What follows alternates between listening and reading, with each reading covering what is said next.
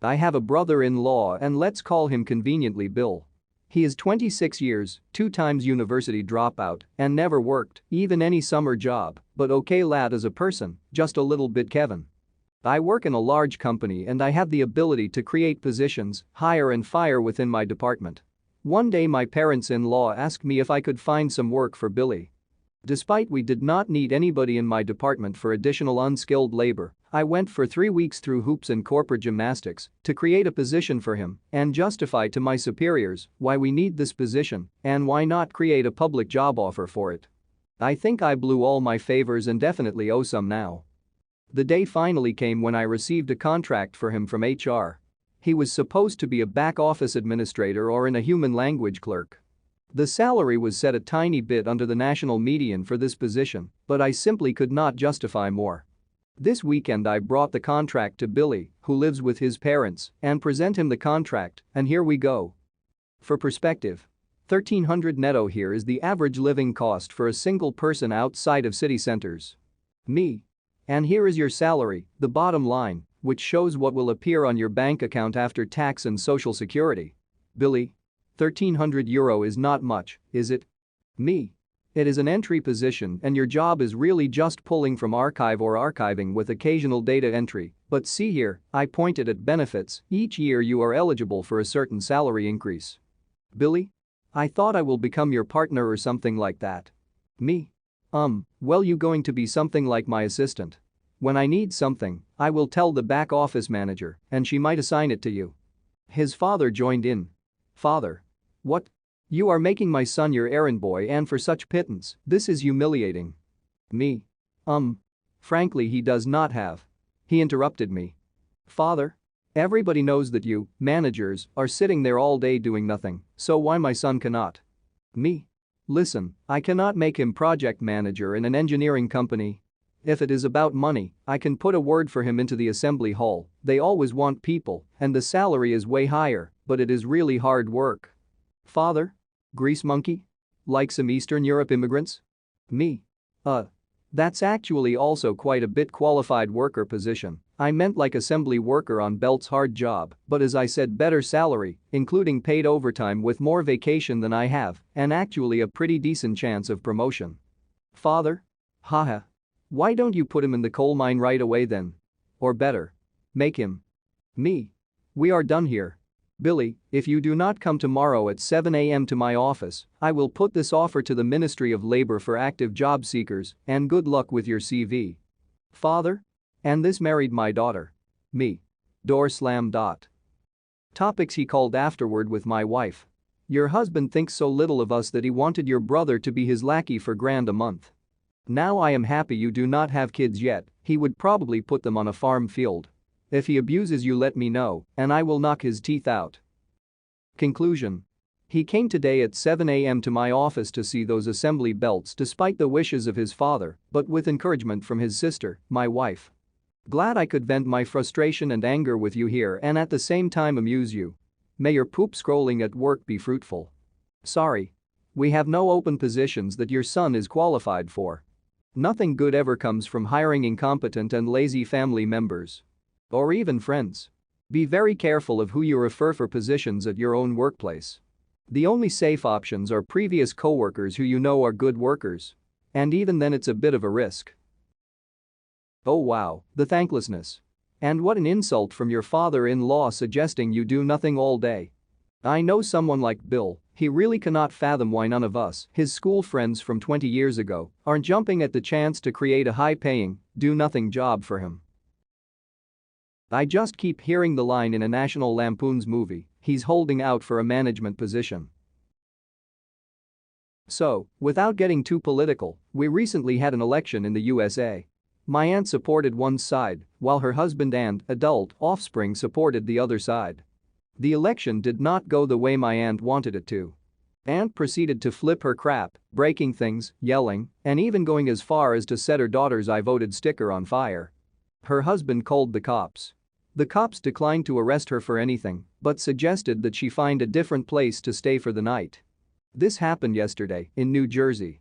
Fast forward to 2 a.m. today. Here I am sleeping peacefully in my home with my family over 500 miles from all that drama. My fence alarm goes off, waking me up. I don't know if it's a bear or a trespasser, so I get my pants on and grab my shotgun, just to be safe. Turns out, my aunt cut the lock off my front gate because she couldn't get in and I wasn't answering my phone. Why did she have bolt cutters in her car? So, I safely stow my weapon and ask her what the hell? She starts crying and screaming, mind you, this is at 2 a.m. in a quiet rural community, about how the devil took her family and they threw her out. And she says that since she has nowhere else to go, I need to let her in so she can stay in my guest room for a while. I told her, one of my guildies is using that room right now. The room is occupied. This person came from Texas all the way to West Virginia to hang out with me.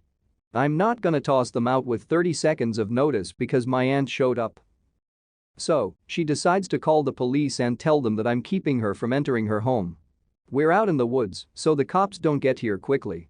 At 4:41 a.m., the cops show up. I see them talking to her in my driveway. She shows them the bolt cutters and the ruined lock. A few minutes later, the officer knocks on my door. Your tenant claims that. I immediately cut him off and tell him that I do not have a tenant. I own and occupy this structure. I offer to show him the deed. Well, this woman claims. I cut him off again. What's the address on her ID say? At this point, the cop is pissed at me. I can tell. So I try to de-escalate the situation. Look man, she doesn't live here. She has never lived here. That's my aunt. She lives in New Jersey. Please check her ID card. Cop calms down a bit and lets me know that he will talk to her and then come back.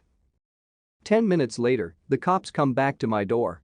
3 of them this time, not just a one from earlier. One of them had stripes and a rocker on his arm, so I could tell he was important. He asks me if there's any way aunt can stay here for the night because she's too drunk to drive, so he can't let her back on the road. This woman just drove from New Jersey to West Virginia drunk.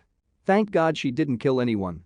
I told them that she cannot stay here, but that I'm sure there was room in the local jail. The cop asks me if she can just sleep in her car in my driveway and leave in the morning. I told him absolutely not. When she wakes up in the morning, I would just have to call them to come get her off my property. So that would solve nothing. I asked them to remove her from my property.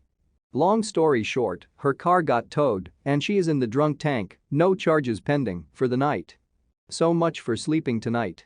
My kids need to be up for school soon. Honestly, the fact that she claimed to be a tenant would make me immediately have her trespassed and to go North Carolina because I'd be so afraid of her ending up trying to squat force her way into the house that will result in needing an actual eviction. I am a 30-year-old woman who lost my husband to cancer last year. We'd always wanted kids, so we had some of his sperm frozen for a later date. Sadly, he lost his battle and passed away. I am now in a place where I feel capable mentally of taking care of a child myself, and it was a success. I am expecting a little boy, and my husband's parents somehow got wind of this and are constantly demanding that they be allowed in my son's life as he will be the last part of their son. The thing is though, my husband had nothing to do with his parents growing up. They were emotionally abusive to him and he got out of there as soon as he could. He hadn't spoken to them in 10 years, and when it became clear things were taking a nosedive, he made sure I knew he didn't want them at the funeral. I do not think he'd want them in our son's life at all either, so I'm trying to respect his wishes, but family and friends are telling me I should give them a chance, that perhaps they have changed, and how this could be a second chance for them. Perhaps it's cruel, but I don't want my son to be a guinea pig to trial run if they're better. Is it an idiot move to not give them the chance to prove themselves and deny them contact with my son? My own parents have said that if the positions were reversed, it'd break their hearts to be kept from my child. They have suggested supervised visits, but I am against even that. I'm feeling under so much stress about this as they're constantly messaging my social media, and I've had to block them, and they've even been coming to my home to try and convince me. Trust me, turning up at your front door is a sure sign that they're not ready to act like adults. They can't even afford you basic respect of letting you make the decision. Yes, I've read stories on here about grandparents that actually broke into their homes to try to see their grandchildren, and that's insane. She needs to be extra careful with these people. She doesn't know them, just that they were so bad her husband didn't talk to them fit 10 years and moved out the second he could. That means they were bad, and in most cases, people like that do not change. Time to lock up the house like Fort Knox and get a restraining order stat. Who knows what these people are capable of? She needs a Ring or cameras too. If they're already just randomly showing up at her home, they are already showing their behavior is borderline stalking and harassing. Who knows how dangerous they can be? Poor woman. Like she isn't going through enough.